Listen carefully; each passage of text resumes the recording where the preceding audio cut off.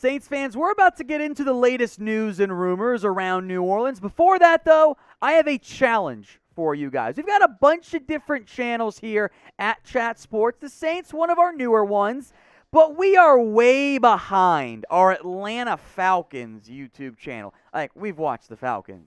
They've been bad for a long time. We're barely a third of a way behind them. So let's get caught up here. I am challenging you guys. If you want more Saints videos, subscribe right now, and then we can catch our Falcons channel and be the #1 NFC South channel here at Chat Sports. If you want that, this is your opportunity. Hit that big red button and subscribe for more free Saints videos right now.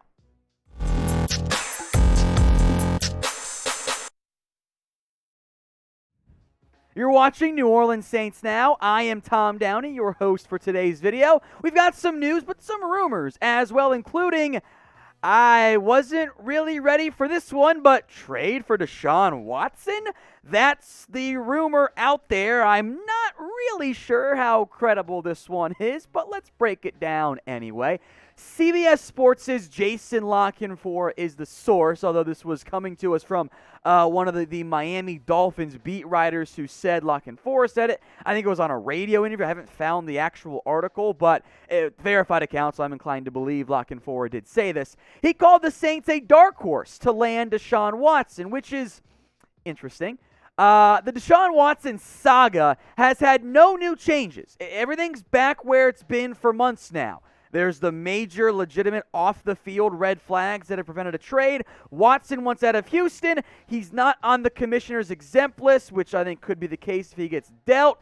Teams allegedly have been looking for potential, maybe not incentives here in terms of where things are at, in terms of like, oh, if he gets suspended, there's some protections is the word I'm searching for there. It's weird. Based only on the player himself, the talent, the Saints would probably be all over this move. Watson is a top 10, top 5, top whatever, pure talent impact quarterback in the NFL. I think Jameis Winston has been okay as the Saints quarterback, but let's not kid ourselves here. If we think Winston is better on the field than Deshaun Watson, I think we're taking crazy pills at this point. It's fair to say I don't think the Saints have a true franchise quarterback long-term unless Winston breaks out as the year goes on, which is possible, I suppose, as things currently sit. Taysom Hill is not that guy. Let's not pretend that he is. Trevor Siemian, journeyman backup. I think Ian Book is more of a backup quarterback in the end for the NFL as well. But it's so difficult to get a good value right now or to judge the value of Deshaun Watson. This dude's got major off-the-field issues. If teams really do want protections on any potential picks they would give up because of Watson might be going to jail, that's probably a sign you shouldn't trade for that guy. I don't see how the Saints or any NFL team could justify trading for Deshaun Watson right now. How can you? There's too many bad red flag issues off the field to really feel comfortable that this would be a good decision by New Orleans if they were to go out and get him. But I'll put this in your hands. What do you guys have to say? Would you trade for Deshaun Watson right now? Get your votes in. Type in Y for yes you would, or type in N for no you would not. This is the pinned comment on today's video. Look at the ad break here on YouTube, scroll on down, and let me know. Some more minor but still news here to discuss as well for the New Orleans Saints. They are reportedly not official as we sit here filming this. Could be made official in the not-too-distant future. But they are reportedly signing Devine Ozigbo off the Jacksonville Jags practice squad. You diehard Saints fans will know this name. The former Nebraska back, who I actually liked a decent amount coming out, was on the Jags practice squad. He did spend the 2019 preseason after being signed as a UDFA back that season. Now, Jones strikes me as an IR, Tony Jones, I should say, strikes me as an IR candidate. I don't know, really, if he's going to go on IR, but the timing, 3 to 4 weeks, makes sense. Ozigbo knows the scheme. He's a fit in that from that perspective. He, of course, spent some time on the Jags active roster, but, now he's a practice squad there. Now he's going to, potentially play for the Saints. I think there's a chance Ozigbo makes an impact as a depth running back. It's very clear this is the Alvin Kamara show in the end for New Orleans. The reasoning behind this move, though, is, because of Tony Jones. The pleasant surprise out of Notre Dame. Ankle issue, probably going to miss 3 to 4 weeks. Again, has not officially been placed on IR. It's a pretty easy 1-to-1 roster move. Sign Ozigbo, place Jones on IR once the Saints officially make that move. If Jones does miss time, the New Orleans Saints did need another back. Ty Montgomery could play a little bit of back, but I think at this point in his NFL career, he's really more of a receiver, third down value, sure. Alvin Kamara is the lead back in the end, so nothing like earth-shattering here. This is news, but I did want to acknowledge it here because this is the New Orleans Saints News and Rumors YouTube channel, after all. Now, I got some deals for you guys here. If you're a gambling man like me, you love to bet on the NFL, even games not involving the Saints, because it makes those games more appealing. You can get a 125% deposit bonus when you go to chatsports.com/bet and you use promo code CHAT125 when you put down at least $100. The past 2 weeks, folks, I have put down 2 5-team parlays, the only bets I placed all week. I hit both of them. $5 on those bets turned into $150 each. I'm up $250 by gambling $10. Maybe it's time to fade me. Maybe you want to ride the hot hand right now. Here are my picks for the week. Lions +9 at Minnesota. Packers -3.5 at the Bengals. Patriots -10.5 at the Texans.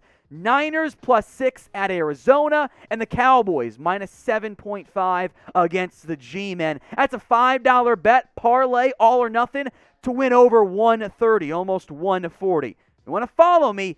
Do it with our sportsbook partner, BetUS. Chatsports.com/bet. Use promo code CHAT125 when you put down $100 to get you a 125% deposit bonus. Among the major NFL news today was the surprise release of Jaylon Smith by the Dallas Cowboys. Wasn't exactly anticipated, but here we are in the end. So could the Saints go sign him? Cowboys revealed it on Tuesday. I think that should be processed officially and maybe after this video comes out on YouTube. But as you film this, it's not yet processed. Blah, blah, blah. Technical stuff there. Either way, Smith is a former Pro Bowler. The problem is he has pretty steadily regressed since 2018. His tackle numbers, they look awesome. 2020, only 18 this past year. 154 tackles. Not that many TFLs or pass breakups. Jaylon Smith was a beneficiary of a rule that I want to emphasize. Just because you have high tackle numbers does not mean you're good. That's a very deceptive stat. His play, though, was bad based on his expensive contract. He's going to sign for the vet minimum, so maybe the Saints have some interest. I think they're a bit thin at linebacker. Pete Werner is Demario Davis are way better, especially Davis. That's one of the premier linebackers in the NFL as far as I'm concerned. But Zach Bond is still coming along, Caden Ellis, Andrew Dow. The issue is Smith didn't want to play special teams. Could be an issue. Maybe Alexander comes back soon as well. I don't think Jaylon Smith is a bad player. I thought it was a bad contract. He has limitations, though, and I don't think those are suddenly going to get fixed. He shoots the wrong gaps far too often. He falls for the eye candy way too much. He's a good tackler, offers a little bit of blitzing ability, and I thought he was better in coverage this year, but he's not an elite player. So I'm curious what you guys have to say here. Would you go sign Jaylon Smith? 1 for yes, 0 for no. I'm down with it. My guess is no for the Saints, but get your votes in. 1 for yes, 0 for no.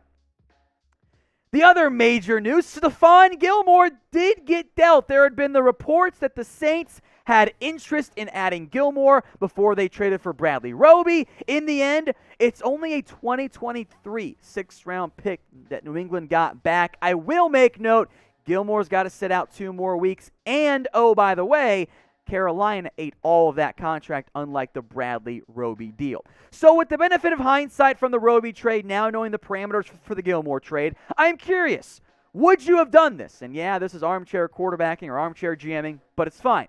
Get your votes in. D for deal or N for no deal. I think this is very clear as well, my thoughts on it, why the Saints ended up saying ND, no deal. Money and medical, big red flags. Saints have juggled it well, but salary cap is an issue for them in terms of adding on more big contracts in the middle of the year. And the medical, also a red flag. The fact that Stefan Gilmore, a year and a half, we'll say, removed from a Defensive Player of the Year award, wasn't worth anything more than a future 6th-round pick, that is very indicative of how the NFL valued him, his contract, and his medical this season. They're hoping for some get back to the name brand play. Might not be the case, though, for Carolina moving forward.